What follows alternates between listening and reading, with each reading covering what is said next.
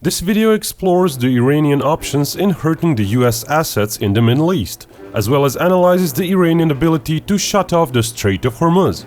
The video is a supplement to our previously published Can US Invade Iran video.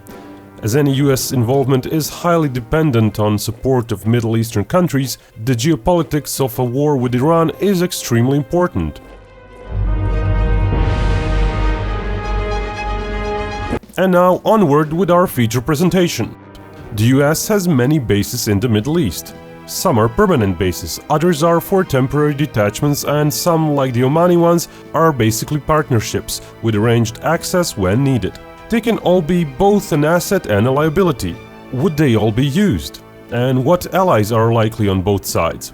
Iran is pretty much isolated politically. EU, Russia and China obeyed US demands and are unlikely to openly support it. Military cooperation of the Gulf states with the US goes back for decades, and some countries are natural shoo-ins for allies. But other countries hosting bases might kick US troops out rather than risk being dragged into a war. Let's look at the neighborhood. Pakistan is not a good option. Its relations with US have soured quite a bit, and it's almost impossible Pakistan would allow hundreds of thousands of US troops to be stationed there. Afghanistan does house some troops already, but their numbers are dwindling. Afghan government is also not very pro-US and has called for US withdrawal. Plus, it is landlocked and requires a Pakistani corridor to even be accessible. Turkmenistan is also landlocked and has no history of cooperation with US. With Russian and Chinese influence being strong there, it's unlikely it would offer cooperation. The Caucasus states are influenced by Russia and Turkey and are thus off limits. Turkey is a NATO member, but with all the political strains in recent years, partial sanctions and military cooperation dwindling, it's more than likely Turkey would not allow access. It wouldn't be the first time, as it didn't allow US Army to go into Iraq in 2003. Since then, the relations got much worse. Which leaves us with Iraq. The relationship with the US is quite bipolar. US gives help in fighting the Islamic State, but wants Iraq to stop trading with its neighbor, and Iran is one of the most important trade partners to Iraq. The bad blood of Iran-Iraq wars is mostly gone after all these years, but Iranian-tied militants do cause unrest in some areas in Iraq. The Iraqi relationship with Iran is quite complex. Being so close to Iran, Iraq would also see potential war spilling on its people, which means it's not in Iraqi interest to get involved. Furthermore, Iraqi government has been cooperating and trading with other powers like Russia and China, and their influence can't be ignored either. Iraq has in recent years bought arms from both US and Russia. While it's possible other countries in the Gulf, such as United Arab Emirates or Oman, could be used as staging areas, they would be harder to convince to join in without Saudi Arabia. Plus, even a close-by staging area for amphibious assaults would not compare to an actual land route. Luckily for US, Saudi Arabia does pretty much hate Iran. It's been buying Western arms for decades now, positioning itself as the main shield against Iran. If some Iranian ballistic missile attacks landed in Saudi Arabia, say targeting some US facilities, it would be very easy for Saudis to use that as an excuse to join the war. Or perhaps an excuse wouldn't be needed. Simply the fact the US has the Saudis back and is going to provide the brunt of the forces for the war would be enough for Saudis to happily tag along, especially if the goal was to make sure Iran doesn't get nuclear weapons. Iran would be in quite a predicament during the US prep phase. US hasn't attacked yet, but is evidently gearing up for an attack. Iran would have to decide whether to strike first and do some damage, or to wait until US formally starts the war. First strike could make it an aggressor in the eyes of many US-aligned countries, and even push some of the Gulf states into US-Saudi coalition. But not striking first would mean US would get to build up its attack to perfection and perhaps deal serious blows to Iranian long-range strike capability, precluding them from effective missile strikes in the future. But then again, for all the talk of mighty Iranian ballistic missile arsenal, the threat of it is not that grave. First of all, a lot of Iranian missiles are short-range, tactical missiles. As the range of missile types increases, so does their complexity, size and price tag, and so the arsenal size drops. And when we get to missiles that can reach anywhere in Saudi Arabia, their numbers drop to less than 100. Furthermore, impact of those missiles isn't that great. Each of them is basically a one-ton bomb, which may level a building, destroy some vehicles or several closely parked planes, if it hits the intended area. But in grand scheme of things, most of US forces would not get hit. While in recent years Iran has been adding satellite guidance and improving inertial guidance to their missiles, estimates of their precision are still not quite there for pinpoint precision strikes. And lots of older missiles like Shahab-3 still have fairly poor accuracy, with average errors of over a kilometer. That being said, a 20 to 100 meter error on a large warhead does still threaten soft targets and various personnel out in the open. If US bases are attacked with such weapons, there would likely be casualties. The question here is one of sufficient warning time, so the troops can go into bunkers. If some 300 or so missiles go through the US missile defenses, casualties may range from 100 to thousands, depending on warning time and precision. Iran also possesses some cruise missiles, probably with some sort of sat-nav guidance.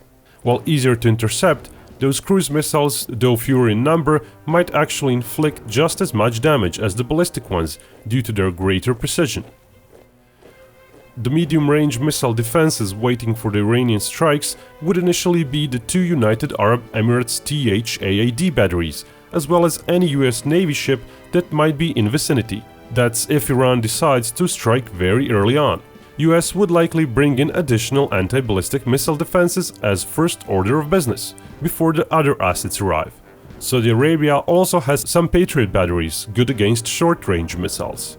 With some weeks to deliver and stand up half of the numbers shown, Iranian missile strikes would have a much harder time getting through. Essentially, whatever missiles would get through would be occasional occurrences, meaning weapons of terror. Much is said of Iranian threat of closing the Strait of Hormuz. Currently, some 21% of world's oil production goes through it.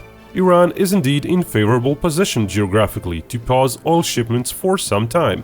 At its narrowest, it's barely over 30 miles wide, and due to the shape of Iranian coastline around the Musandam Peninsula, as well as Iranian-controlled islands, the actual length of the narrow part of the strait is considerable. Iran could use optical sighting devices to track tankers from the mountains near its coastline. Tracking those devices and destroying them would be almost impossible. Use of radars would yield even better range, but radar missions could be pinpointed, and those radars could become targets if turned on for long periods. Iranian islands in the strait would offer decent coverage as well, though they would surely be targeted themselves. Significant bombing campaigns would likely keep those islands neutralized.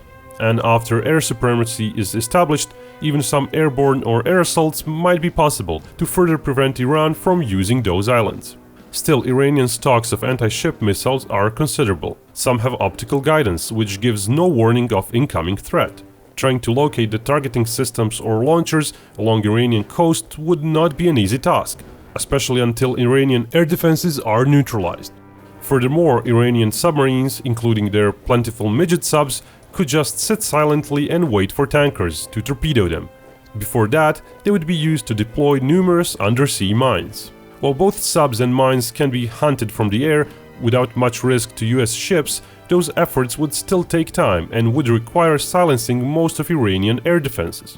It's safe to assume that Iran could, if it wanted to, keep the strait closed for weeks to months. Months if US doesn't risk most of its ships entering the Gulf and waiting until the aerial strikes do most of the job.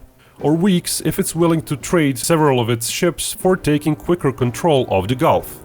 While Iranian naval assets are fairly low-tech, the very geography of the area, the shallow waters and the narrow space, means US ships would not have much room. Some of them would very much be risking getting damaged or even sunk as they fight their way into the Gulf.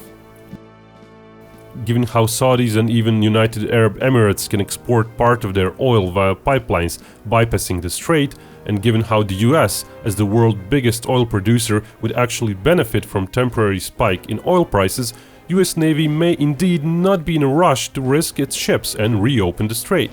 With the US coalition's air campaign and superior numbers, Iran would thus very much be on the defensive. Any attempt to go through Iraq to Kuwait might be met with grave casualties and countries of the world set against it. Though one lightning attack that could possibly be performed without super heavy casualties does exist. Afghanistan. Bordering Iran and hosting quite a bit of US units, but without the protection of otherwise well-equipped defense forces, it might find itself invaded by Iranian troops. Of course, politically, such a move would be very costly for Iran later on, but in near-term gains, it does offer best bang for buck to Iran if Iran wants to inflict maximum casualties to US early on, especially trying to reach bases close to its border. Air Force and missile strikes, coupled with fast-moving light vehicle units, might force those US units to haphazardly evacuate, if not enough warning time is given. Theoretically, US troops might suffer a few thousand casualties.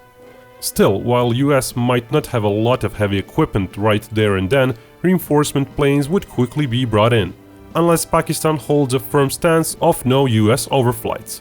While that seems unlikely, one can never be sure of anything in a game of high-stakes geopolitics. Staying in Afghanistan would be an unlikely choice for Iran. Those raiding brigades would probably be needed elsewhere for defense. And of course, such attack would require almost no planning time, just a lightning strike that would need to be done before US even started seriously beefing up its Middle East presence. Politically, it would turn most countries against Iran and result in an even wider coalition against it.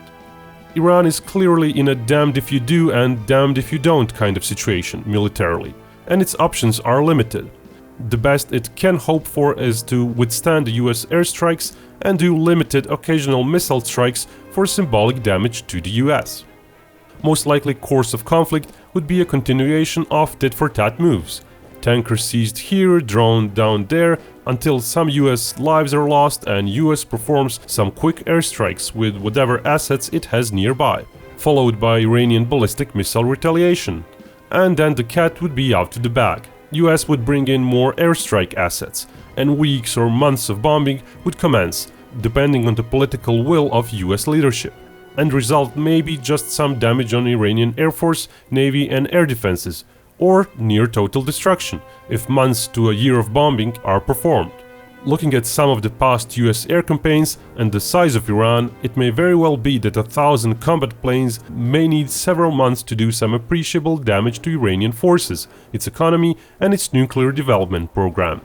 US casualties might be in the dozens, hundreds or thousands, all depending on just how determined Iran gets and how much bombings US wants to perform. Iran closing the Strait of Hormuz is possible for some period of time, but politically a total blockade might be too costly for Iran. Other options, like offering safe passage of tankers belonging to countries not helping the US, might appear. Ultimately though, Iran would be at US mercy. Without means to seriously threaten the US, Iran could only play the waiting game.